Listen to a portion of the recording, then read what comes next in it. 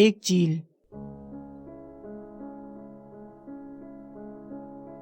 دوستوں، یہ اس چیل کی کہانی ہے جو کئی دن سے ایک بڑے سے کبوتر خانے کے چاروں طرف منڈلا رہی تھی اور طاق میں تھی کہ کسی اڑتے کبوتر پر جھپٹا مار کر اسے کھا جائے۔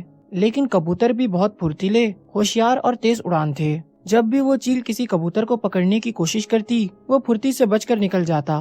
چیل بہت پریشان تھی کہ کیا کرے۔ آخر اس نے سوچا کہ کوئی اور چال چلنی چاہیے۔ چیل کئی دن تک سوچتی رہی۔ آخر اس کی سمجھ میں ایک ترکیب آئی۔ چیل مہمان بن کر کبوتروں کے پاس گئی، کچھ دیر اسی طرح بیٹھی رہی اور پھر پیار سے بولی، بھائیوں اور بہنوں، میں تمہاری طرح 2 پیروں اور 2 پروں والا پرندہ ہوں۔ تم بھی آسمان پر اڑ سکتے ہو اور میں بھی آسمان پر اڑ سکتی ہوں۔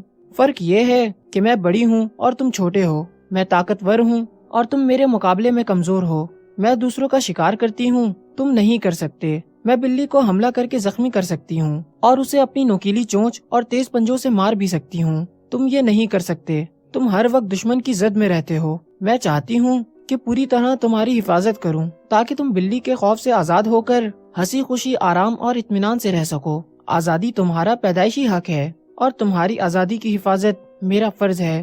میں تمہارے لیے ہر وقت پریشان رہتی ہوں، تم ہر وقت بلی کے خطرے سے ڈرے سہمے رہتے ہو۔ بس مجھے افسوس اس بات پر ہے کہ تم سب مجھ سے ڈرتے ہو۔ کبوتر بھائیوں اور بہنوں، میں ظلم کے خلاف ہوں۔ میری خواہش ہے کہ تم سب ہر خوف سے آزاد، اطمینان اور سکون کی زندگی بسر کر سکو۔ میں چاہتی ہوں کہ تمہارے اور میرے درمیان ایک سمجھوتا ہو۔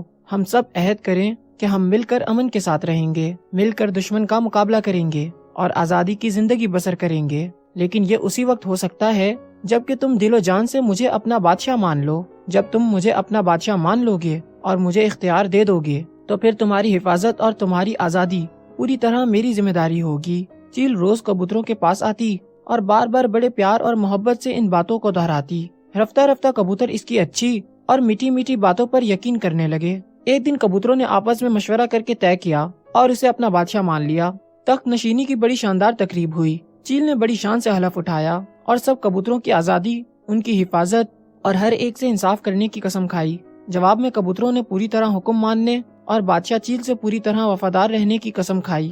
دوستوں، پھر یہ ہوا کہ کچھ دن تک چیل کبوتروں کے ٹھکانے کی طرف اسی طرح آتی رہی اور ان کی خوب دیکھ بھال کرتی رہی۔ ایک دن بادشاہ چیل نے ایک بلے کو وہاں دیکھا تو اس پر اپنے ساتھیوں کے ساتھ ایسا زبردست حملہ کیا کہ بلہ ڈر کر بھاگ گیا۔ یہ منظر دیکھ کر کبوتروں کے دل میں چیل کی عزت اور اس پر اعتبار میں مزید اضافہ ہو گیا۔ چیل اکثر اپنی میٹھی میٹھی باتوں سے کبوتروں کو لباتی اور انہیں حفاظت اور آزادی کا احساس دلاتی۔ اسی طرح کچھ وقت اور گزر گیا۔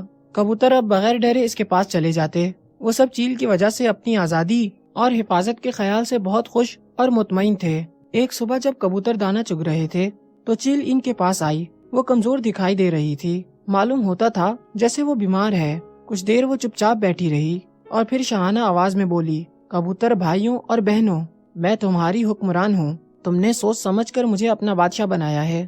میں تمہاری حفاظت کرتی ہوں اور تم چین اور امن سے رہتے ہو۔ تم جانتے ہو کہ میری بھی کچھ ضرورتیں ہیں۔ یہ میرا شاہی اختیار ہے کہ جب میرا جی چاہے میں اپنی مرضی سے تم میں سے ایک کو پکڑوں اور اپنے پیٹ کی آگ بجھاؤں۔ میں آخر کب تک بغیر کھائے پیے زندہ رہ سکتی ہوں؟ میں کب تک تمہاری خدمت اور تمہاری حفاظت کر سکتی ہوں؟ یہ صرف میرا ہی حق نہیں ہے کہ میں تم میں سے جس کو چاہوں پکڑوں اور کھا جاؤں، بلکہ یہ میرے شاہی خاندان کا حق ہے۔ آخر وہ بھی تو میرے ساتھ مل کر تمہاری آزادی کی حفاظت کرتے ہیں۔ اس دن اگر اس بڑے سے بلے پر میں اور میرے خاندان والے مل کر حملہ نہ کرتے تو وہ بلہ نہ معلوم تم میں سے کتنوں کو کھا جاتا اور کتنوں کو زخمی کر دیتا۔ یہ کہہ کر بادشاہ چیل قریب آئی اور ایک موٹے سے کبوتر کو پنجوں میں دبوچ کر لے گئی۔ سارے کبوتر منہ دیکھتے رہ گئے۔ اب بادشاہ چیل اور اس کے خاندان والے روز آتے اور اپنی پسند کے کبوتر کو پنجوں میں دبوچ کر لے جاتے۔ اس تباہی سے کبوتر اب ہر وقت پریشان اور خوف زدہ رہنے لگے۔ ان کا چین اور سکون ختم ہو گیا تھا، ان کی آزادی ختم ہو گئی۔ وہ اب خود کو پہلے سے بھی زیادہ غیر محفوظ سمجھنے لگے اور کہنے لگے، ہماری بے وقوفی کی یہی سزا ہے۔ آخر ہم نے چیل کو اپنا بادشاہ کیوں بنایا تھا؟ اب کیا ہو سکتا ہے؟ ان کبوتروں کی طرح ہم بھی خود غلط حکمران کا انتخاب کرتے ہیں اور پھر ایسی سزا سے دوچار ہوتے ہیں۔